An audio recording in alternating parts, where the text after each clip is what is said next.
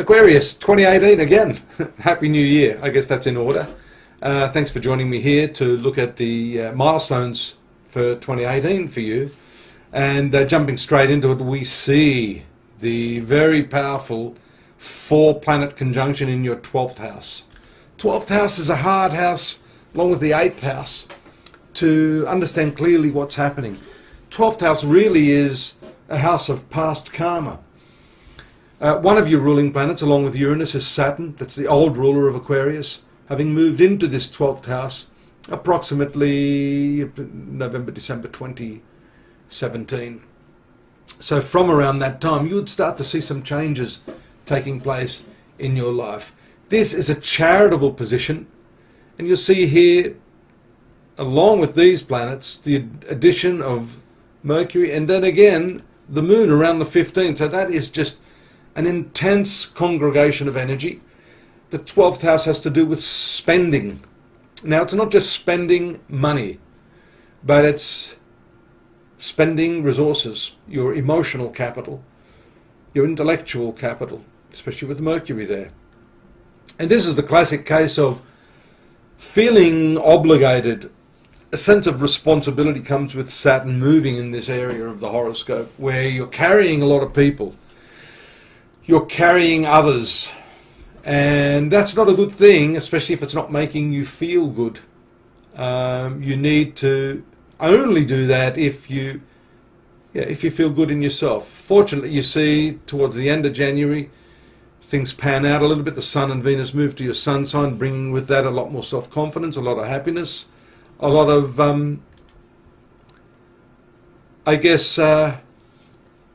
attraction to the general public and also members of the opposite sex.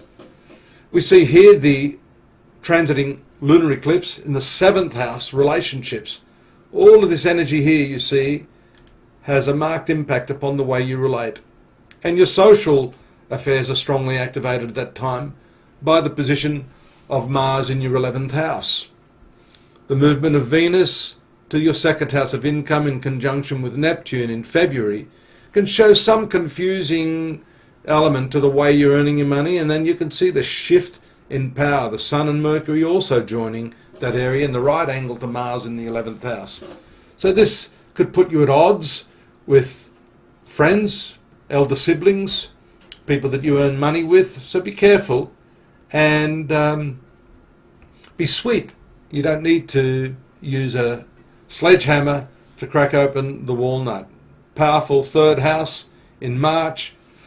Travels are indicated, contracts are indicated, unexpected relationships with the conjunction of Venus and Uranus and Mercury also around the latter part of March. Moving into April, we see that strong directional strength of Venus for your family life, for your peace of mind. This is a very friendly planet to you, and that shows you should be happy at that part of the year, notwithstanding this obstructive Mars-Saturn-Pluto conjunction in the 12th house. That's when you can start to get a little bit mad about the fact that you've been giving so much of yourself to other people. But hey, you know, when you've got Jupiter in the 10th house here, as we see in your case, a lot of energy being expended, especially under the retrogression. This can empower a planet. And there in May, the movement of Uranus into the opposite sector. This can throw a spanner in the works along with Mercury into your domestic sphere. Venus long gone from there. But some topsy-turvy circumstances may be anticipated with that transit of Uranus. And that'll continue up until November when it goes retrograde again. Mars in your Sun sign, along with the nodes, brings with it some anger from the past. That's in the period of June. You have to watch out for these hard aspects, a bit of impulse there, and a poor taste maybe in your choice of partners, especially if you're single. Mars opposite Venus in your 1-7 house. And July 28 is significant too. That's coming up when we see the second transiting lunar eclipse, which will take place in Aquarius, your sun sign. That's coming around here. You can see as the moon moves around nice things there on the 21st in your work, the 23rd with your relationships with friends, and then bingo, there it is. That's right on the node there. That again, along with Mars. And have a look at these planets going retrograde at that time.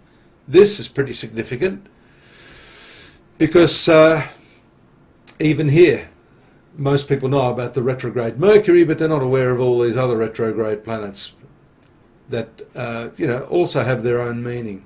Essentially, when the planets go retrograde, it's a time of revision, a time of rethinking your plans. Often, it's a time when things can go wrong, probably because you haven't thought things through well enough. Let's jump forward a little bit here. August, September, there's a solar eclipse in Leo in the 7th house, which I should really go back maybe and just a few days here. Let's have a look. That should happen around the 11th. I've missed that one. It should come back. Would have been here. It would be the new moon.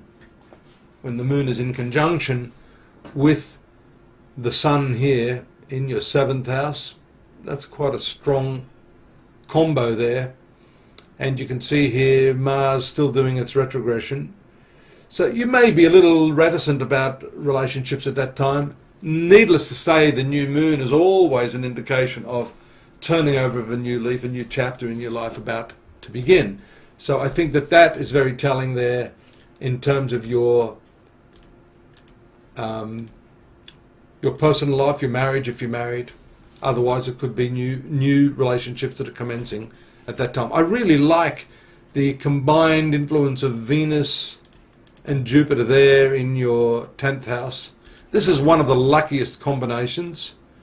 And there again, a big lift in your work can be seen by the combination of 4 planets: the Sun, Mercury, Venus and Jupiter. And this brings us close to the period of another very, very significant transit, and that is the one of Jupiter taking place around November 8, moving into your 11th house of friendships and the fulfillment of your lifelong desires, if I could say that, because Jupiter only transits this part of the zodiac once every 12 years. So for those of you that have been dreaming long, dreaming hard, this is the time when dreams can come true over this next 12 months. I know it's a little later in the year, but don't despair. This is still going to activate things fairly quickly, especially with Mercury there. And take a look, Sun will move in there as well, bringing with it an additional dose of powerful solar energy to quicken things. Be careful not to get into arguments with friends. I mentioned that earlier, perhaps. Mars squaring the Mercury and Jupiter there. And in the last part of the year, the conjunction of Mars to Neptune can, in a way, paralyze you in some ways. You're not able to do what you know you should do. You could be obstructed by people in different areas of your life. You notice here too that in the earlier part of November, a month earlier, that this Uranus has moved back into this 3rd house of your horoscope, changing things again in your domestic sphere. I really hope you'll join me again in February to look at how the year is going to continue shaping up. In the meantime, pop in at astrology.com.au. I've prepared 3,000 words for you on what's happening in the coming 12 months. More detail on this, your relationships, your karma, your luck. Hope to see you there, and I hope to see you again here next month. In the meantime, have a great new year. Bye-bye.